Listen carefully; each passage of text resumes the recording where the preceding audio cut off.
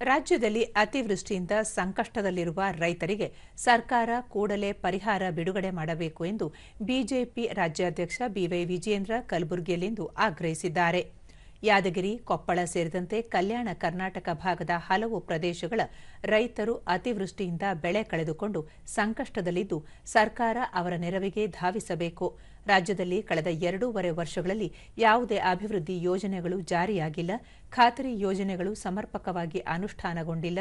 ನಿರುದ್ಯೋಗ ಪ್ರಮಾಣ ಹೆಚ್ಚಾಗಿದ್ದು ಸರ್ಕಾರ ಈಗ ಸಾಮಾಜಿಕ ಆರ್ಥಿಕ ಸಮೀಕ್ಷೆ ನೆಪದಲ್ಲಿ ಜಾತಿ ಗಣತಿಗೆ ಮುಂದಾಗಿರುವುದು ಸರಿಯಲ್ಲ ಎಂದು ಹೇಳಿದರು.